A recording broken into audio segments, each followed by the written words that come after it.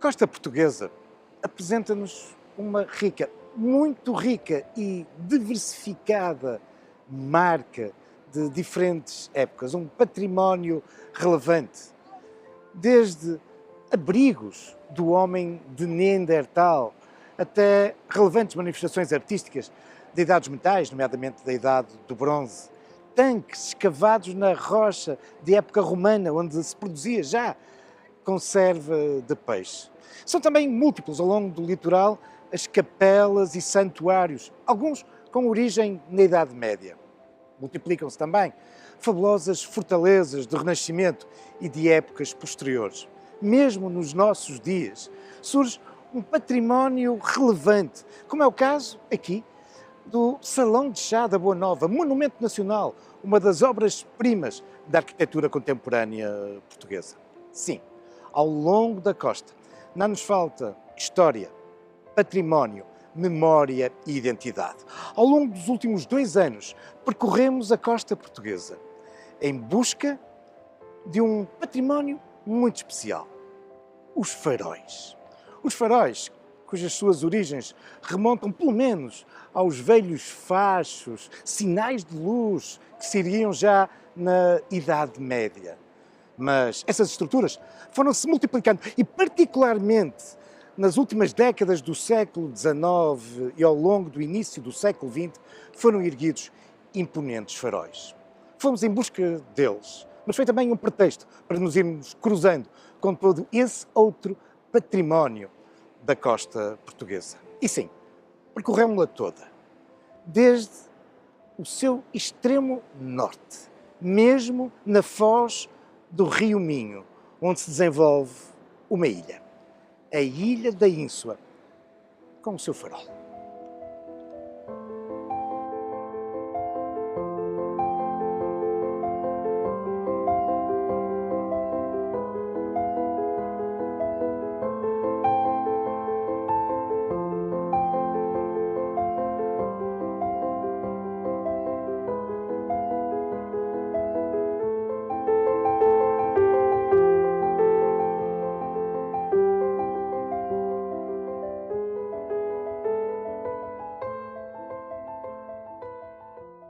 O farol, o farolim da Ínsua, surgiu em 1886, 29 de agosto, mais precisamente.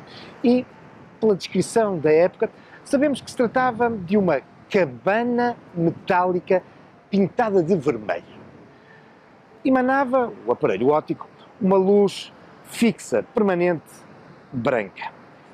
E localizava-se onde hoje podemos contemplar o farolim, que, em boa verdade, foi sofrendo várias alterações ao longo destes já bem mais de 100 anos. Ou seja, ficava no extremo noroeste da fortaleza. Sim, uma fortaleza, porque a história da Ilha da Ínsua está longe de se esgotar no seu importante farolim. Afinal, possui uma fortaleza do século XVII, abrigou também um convento de origem medieval, uma ilha que foi palco e lugar habitado por soldados, por religiosos, mas também por reis, por piratas. Uma longa história que vamos conhecer com Sérgio Cadilha, da Câmara Municipal de Caminha.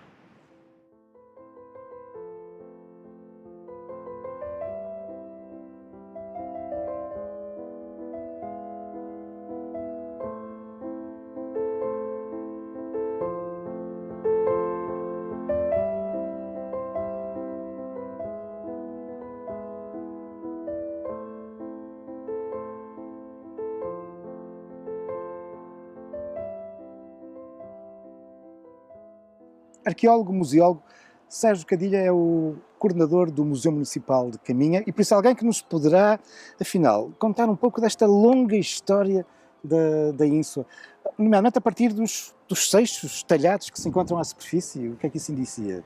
Portanto, Desde tempos imemoriais que a ínsua tem atraído a atenção das populações porque aqui existiam e, efetivamente, já desde a pré-história, com alguma quantidade de seixos talhados que lá se encontram, nomeadamente de épocas como o Excelense, que lá se encontram, testemunham exatamente esse período e esse interesse e essa procura da ínsua. Mas, enfim, muito do relevo, do destaque da ilha, vai, pelo menos mais próximos de nós, alicerça-se na Idade Média, com o aparecimento de um convento. O que é que nós sabemos? Quem é que funda aquele convento? De onde vêm? Mas mesmo antes dessa Idade Média é preciso recuarmos um pouquinho mais. Existem várias fontes bibliográficas que nos apontam a existência de um templo romano dedicado a Saturno, deus do tempo, situado exatamente na ínsula.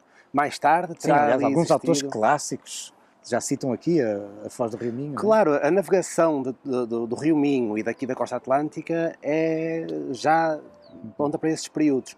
Portanto, essa localização, essa constante referência a esse templo aí na ínsula, aparece-nos e testemunha isso mesmo.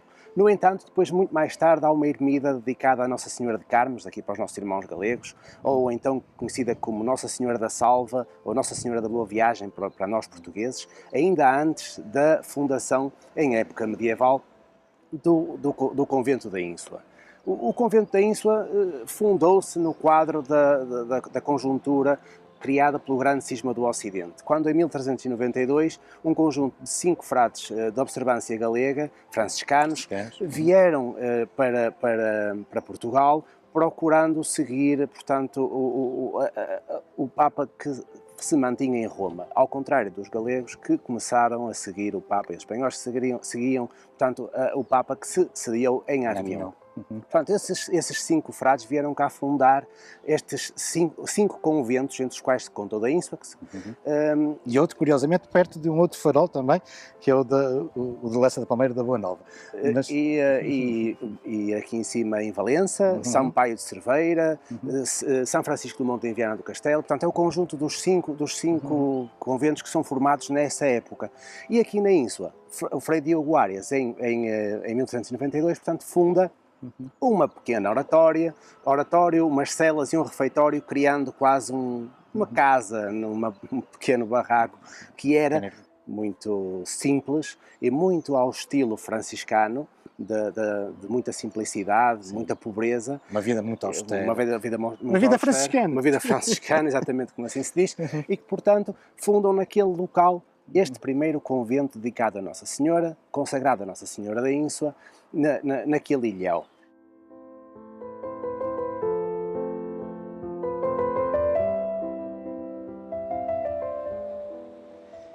E sim, percorremos toda esta costa e por isso fomos desde a foz do Rio Minho até, na outra extremidade, no extremo oriental do Algarve, fomos até à foz do Guadiana.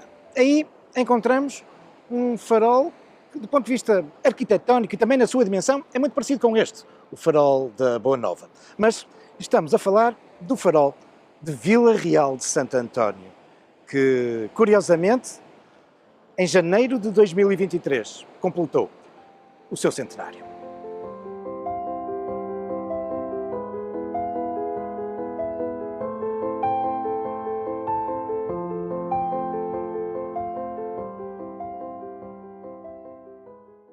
Localizado a alguma distância do mar, em boa verdade, hoje na extremidade de um extenso pinhal que se desenvolve na frente marítima, nem por isso o farol de Vila Real de Santo António deixa de dominar o estuário e a foz do Guadiana, um dos maiores rios da Península Ibérica, que desde a antiguidade se caracterizou também por ser um rio navegável, muito para montante da sua foz. Veja-se, por exemplo, a importância que ele tinha na Idade Média em Mértola como um grande porto comercial. Aliás, Mértola, nomeadamente com as suas minas de São Domingos, que ainda laboravam e escoavam através do Guadiana durante o século XX. Ora, esta dinâmica do rio, em torno da navegação mercantil, também da pesca, fez com que, desde muito cedo, se pensasse um farol, um grande farol, aqui para esta costa. Aliás, o Plano Geral do Alumiamento e Balizagem da Costa de Portugal de 1866 é muito claro sobre essa indicação de aqui se construir um farol. Irão, no entanto, decorrer 18 anos. É em 1884 que finalmente o local está escolhido e também o projeto desenhado. Um projeto ambicioso, pensando já numa alta torre de 40 metros. Mas é talvez um projeto para a época demasiado ambicioso. Isto porque, tendo em conta as características arenosas do terreno, o receio também de alguma água, enfim, em níveis inferiores, faz com que o projeto contemple um alicerce profundo, de 6 metros de profundidade. E por isso era uma obra demasiado dispendiosa. Tão demasiado que o projeto é abandonado até aos inícios do século XX. Curiosamente, é 50 anos depois dessa primeira ideia e decisão de 1866, ou seja, em 1916, que um novo projeto é apresentado, ainda mais ambicioso. Não uma torre de 40, mas agora uma torre de 46 metros, fazendo com que o farol se eleve a 52 metros de altitude. Só que agora este novo projeto concebe a construção do farol num material muito mais leve. O cimento armado, que por isso não precisa de tão profundos alicerces.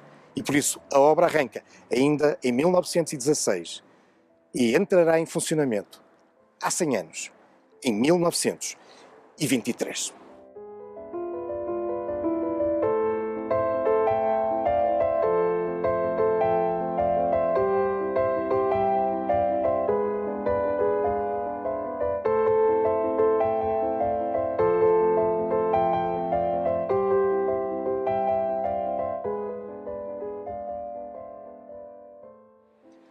Percorrer toda a costa portuguesa permitiu-nos também descobrir e descodificar lugares sui generis, únicos. Caso, por exemplo, do Cabo da Roca. Ter conhecido o farol do Cabo da Roca foi também um pretexto para melhor entendermos aquele que é o ponto mais ocidental da Europa continental.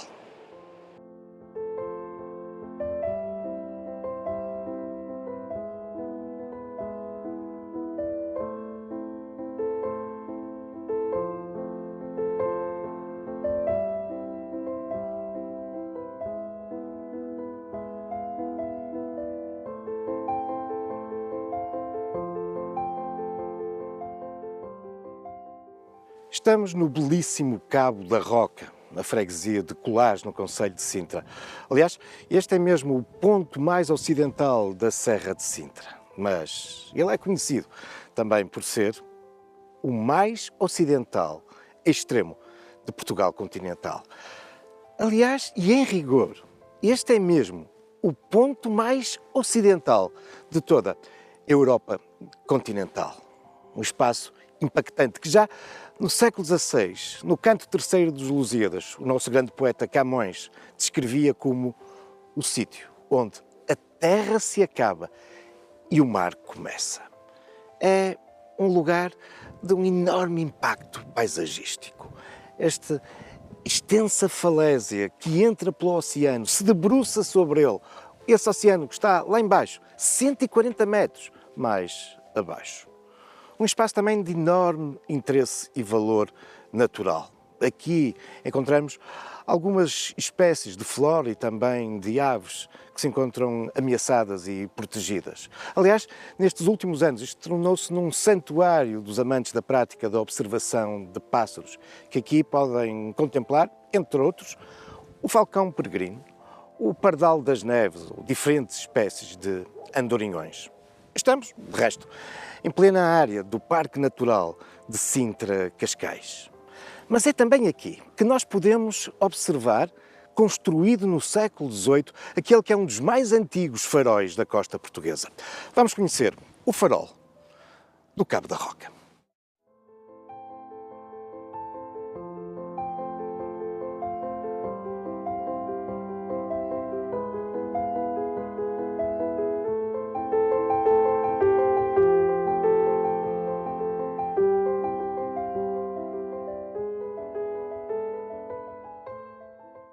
Sim, este era um cabo que importava sinalizar. E não admira, por isso, que em 1758, no auge da governação do todo-poderoso Marquês do Pombal, o Cabo da Roca tenha feito parte de um famoso decreto, um alvará de 1 de fevereiro, onde eram apontados uma série de locais na costa portuguesa onde se deveriam construir faróis.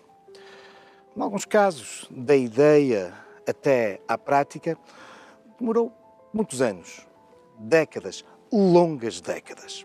Não foi, contudo, o que aconteceu aqui no Cabo da Roca. A construção tem início algum tempo depois, a construção em pedra de um farol que entrará em funcionamento há 250 anos, em 1772.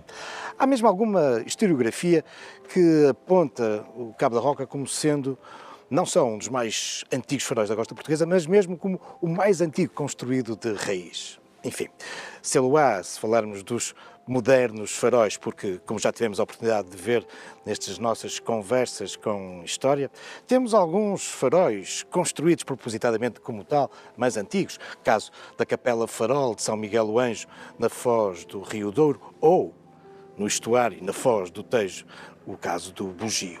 Mas aqui, o Cabo da Roca não deixa de, com efeito, de ser um dos mais antigos da costa portuguesa. As suas linhas neoclássicas, bem evidentes, demonstram bem da sua construção nesses finais do século XVIII. Curiosamente, não sabemos bem qual o equipamento inicial. Deveria ser muito rudimentar, porque sabemos que nesses primeiros anos, enfim, a luz não chegava, não ultrapassava as 2 milhas. Mas a história do farol do Cabo da Roca estava ainda a começar.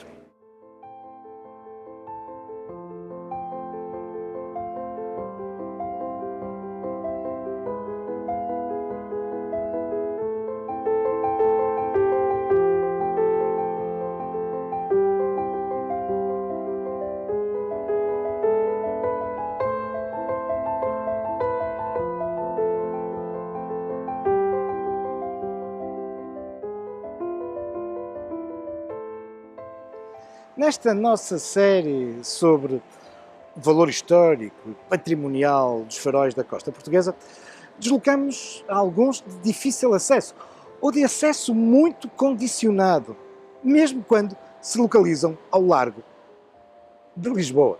Sim, é esse o caso, por exemplo, do emblemático farol do Bugio.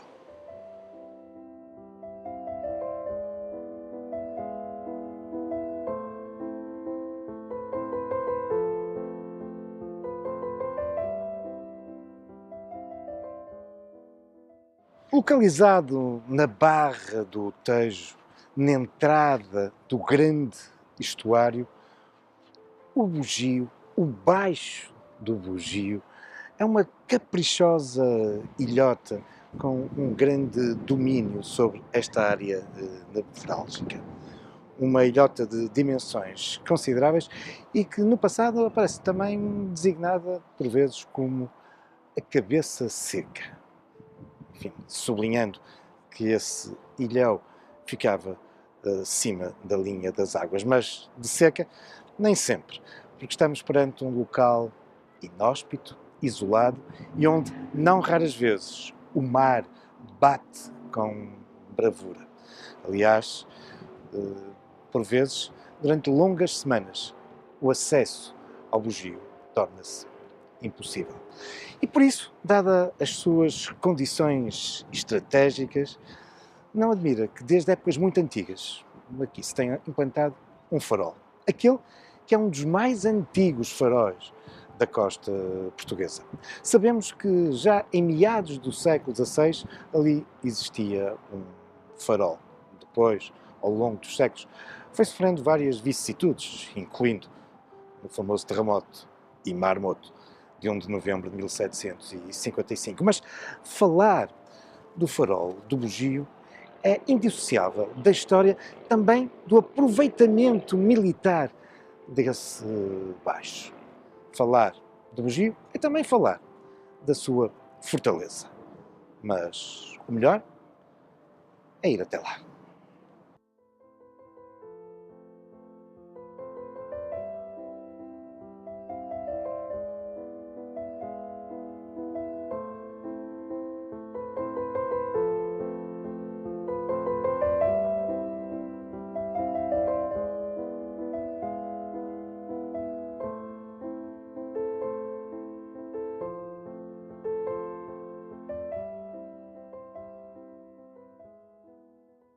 Marcos Bárbara é o faroleiro responsável pelos faróis aqui no Tejo, no acesso ao Porto de Lisboa. Quantos faróis é que é responsável? Neste momento são 8 faróis. Aqui o farol do Bugio é um deles, que faz parte aqui do assinalamento marítimo do Porto de Lisboa. Enfim, imagino que este canal, de facto, obriga aqui alguma sinalização, não é? É verdade. Todo o canal está bem sinalizado para os navegantes. Nós temos, eu estou encarregue desta parte de 8 faróis que fazem o afiamento e a aproximação das embarcações que se deslocam aqui ao Porto de Lisboa para poderem fazer a sua entrada em segurança. Mas muita gente pensa sempre nos faróis apenas para, enfim, para indicar a costa, mas estes aqui têm essa função também, não é? Este também é um farol digamos que seja de balizamento. É aqui a entrada da área de Porto de Lisboa, que é muito importante para os navegantes. É muito importante. Este é logo aqui mesmo na entrada aqui do estuário. Dos Tejo.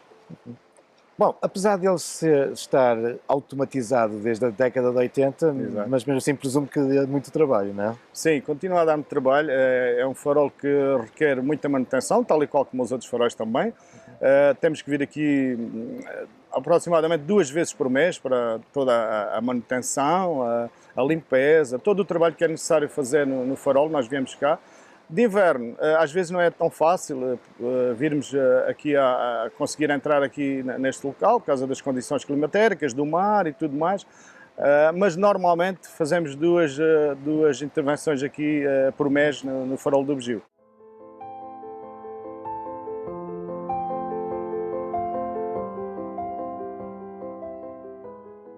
Os faróis da costa portuguesa localizam-se, por regra, em espaços de interesse natural. Alguns ficam mesmo implantados em áreas e reservas da natureza. É o caso, por exemplo, do farol do Cabo Espichel, que fica também a não muitas dezenas de metros de um relevante santuário.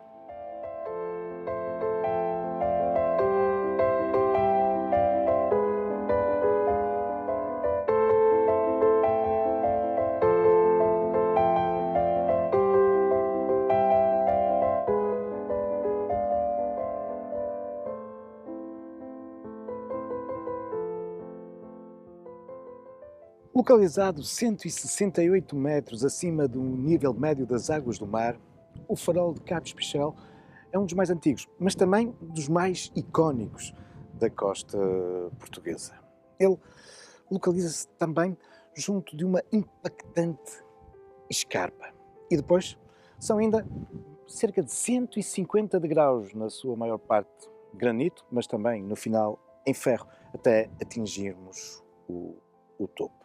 As origens desta sinalização aqui no Cabo Espichel remontam à Idade Média. Sabemos que, por essa altura, já cá existia um facho, uma estrutura incipiente que, através de sinalização por fogo, lançava o alerta para as embarcações que demandavam esta costa e que deveriam estar alertas para a perigosidade que representava este cabo que, de uma forma tão proeminente, entra pelo mar.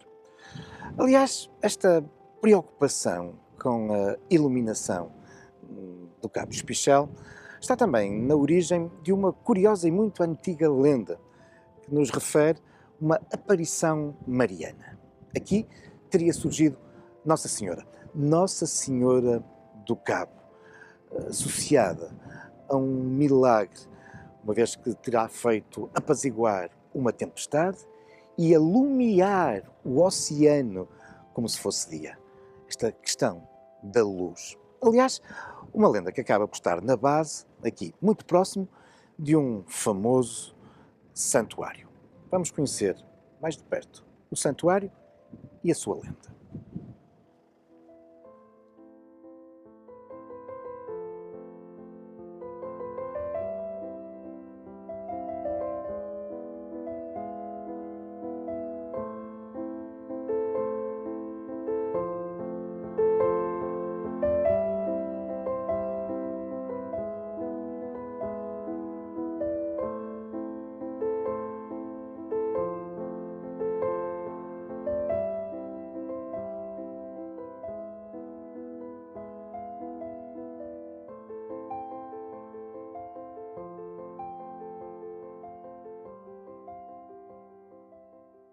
Cristina Conceição é antropóloga, é técnica superior do Museu Municipal de Sesimbra e autora de uma tese de mestrado sobre as religiosidades do concelho. E por isso alguém que nos poderá descodificar um pouco melhor a questão deste santuário. Mas eu, Cristina, não resistia, porque geralmente as lendas remetem-nos para épocas muito ancestrais. Aqui a realidade é mais surpreendente que a ficção, porque, afinal, apesar da lenda de nos dizer que tudo começa em 1410, Exatamente. pelos vistos, já cá tínhamos devoção a Nossa Senhora antes. Não é? Anteriormente, exatamente. Ou seja, em termos documentais, a primeira data de referência que nós temos é de 1366, é uma data da chancelaria de Dom Pedro I, que refere aos que vão em Romaria a Sancta Maria do Cabo. Ou seja, o que pressupõe que eventualmente a própria devoção seja ainda mais anterior a 1366.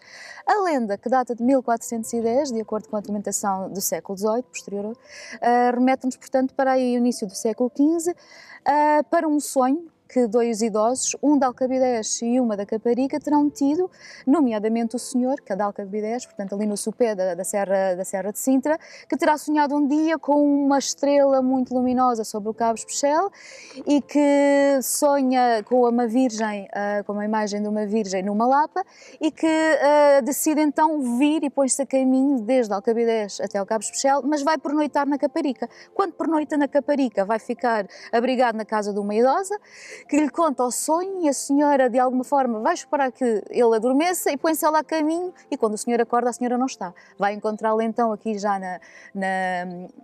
no Cabo Especial, em devoção à imagem da Virgem, que se encontra numa lapa, numa pequena gruta, muito perto do nível do mar, e os dois decidem então trazer a pequena imagem para o topo da falésia, com a ajuda de uma mula, que no esforço de subir a falésia vai deixar na própria falésia ali as marcas das suas patas.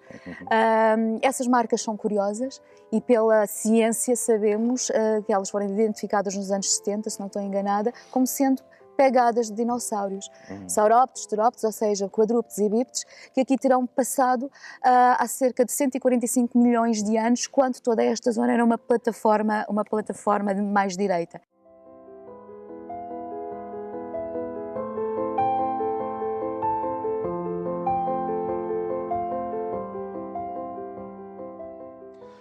De regresso ao Algarve, fomos também ao encontro de um farol que se localiza numa área de inegável valor natural, a Ria Formosa. Fomos mais precisamente à ilha da Colatra, que é também um destino privilegiado de veraneio. E é aí que se ergue outro dos mais altos faróis da costa portuguesa, o de Santa Maria, no concelho de Olhão.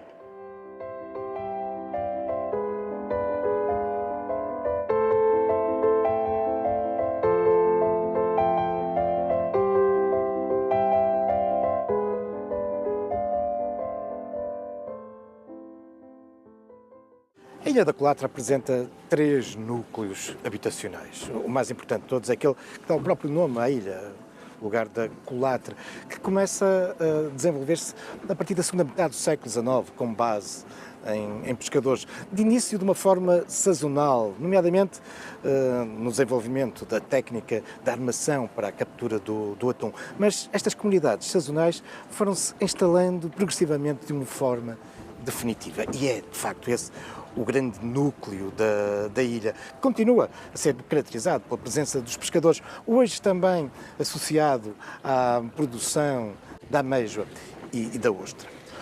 O segundo núcleo é este junto do qual nos encontramos, a povoação dos Angares.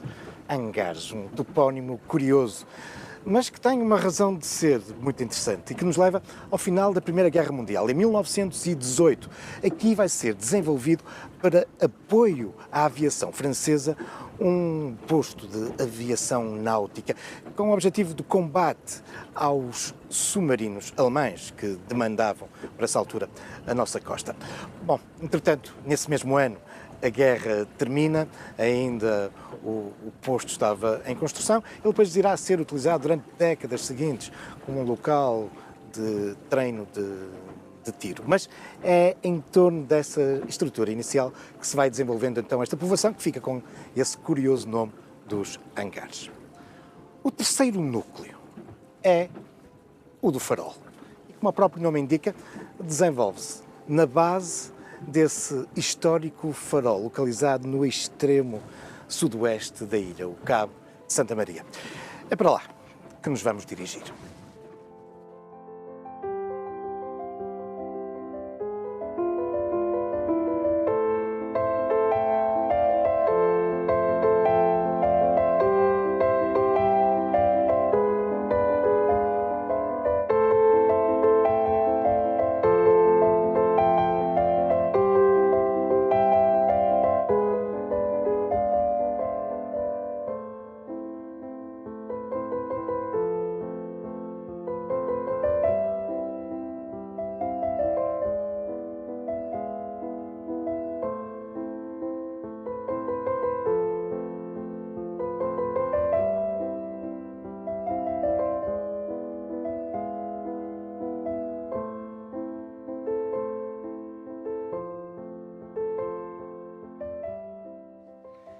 E já na culatra, dirigimos até este extremo da ilha, o Cabo de Santa Maria, que de resto dá o nome ao farol. Encontramos muito próximo daquele que é o ponto mais meridional, mais a sul de Portugal continental. E foi aqui que, com efeito, em 1851 foi construído este farol. Não nos podemos também esquecer que nos encontramos muito próximos da barra que se abre para a Ria Formosa. Essa barra que dá acesso, entre outros, aos importantes povoados e portos de Olhão e de Faro.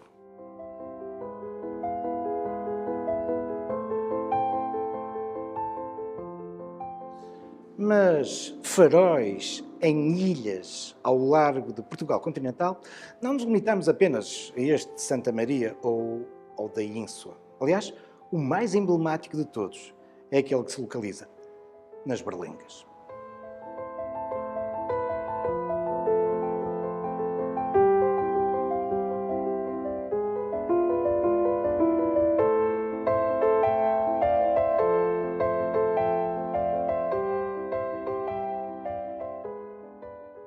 Deixamos para trás o porto de Peniche e estamos a dirigir para o arquipélago das Berlengas, nomeadamente para a maior das ilhas, a Berlenga Grande. É uma área de enorme valor natural. Aliás, em 2011 a Unesco integrou o arquipélago das Berlengas na Reserva Mundial da Biosfera. Mas, curiosamente, as preocupações com a defesa ambiental da ilha, nomeadamente da sua fauna, remontam a 1465, quando o rei Afonso V proibiu a caça na ilha. Mas as Berlengas têm outros motivos de interesse.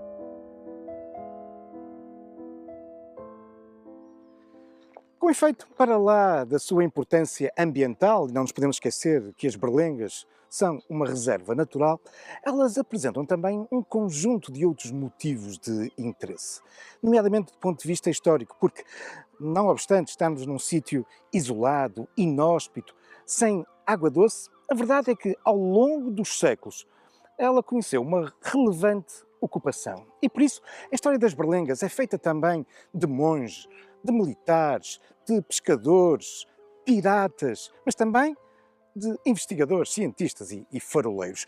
E dessa presença do homem nestas ilhotas fica também uma relevante marca de património construído. Caso, por exemplo, de um forte edificado no século XVII, mas que aproveitou as pedras de um convento, de um mosteiro que aqui havia sido erguido no século XVI. Mas não foi só para falar do património natural e desse antigo forte que viemos até às berlengas. Há um outro motivo. Aqui encontramos também aquele que é o mais isolado dos faróis da costa portuguesa. O farol das berlengas.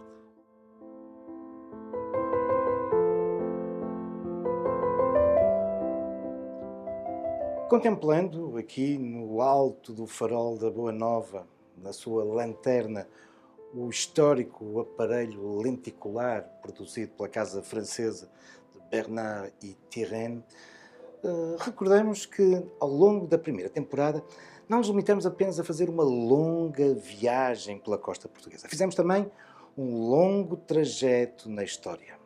Desde faróis relativamente recentes, metálicos, como o de Esposende, até alguns dos mais antigos faróis da costa portuguesa, como é o caso do farol de Cabo Carvoeiro.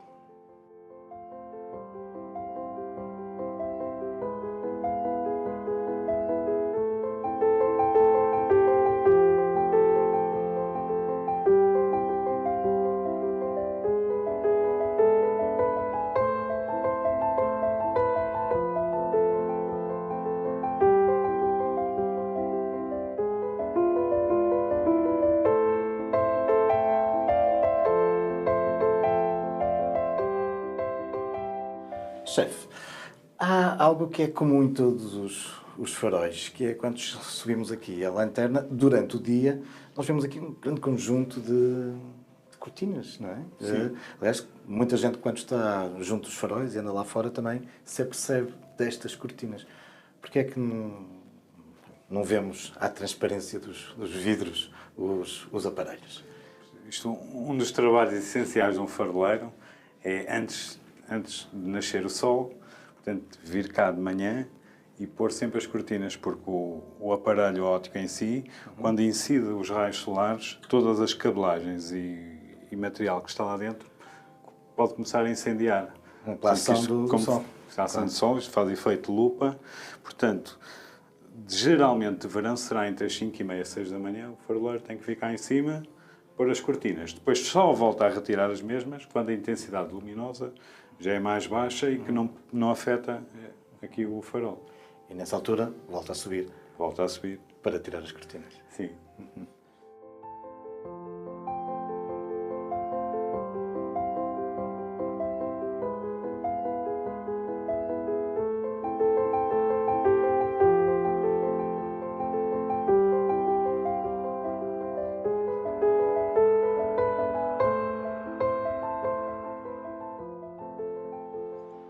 No próximo e último episódio desta temporada do Conversas com História nos Faróis, vamos terminar esta retrospectiva que vimos fazendo do que foram estes 2 anos. 2 anos a conhecer este relevante património ao longo da costa portuguesa. Vamos, nomeadamente, recordar alguns dos faróis que visitamos no arquipélago da Madeira.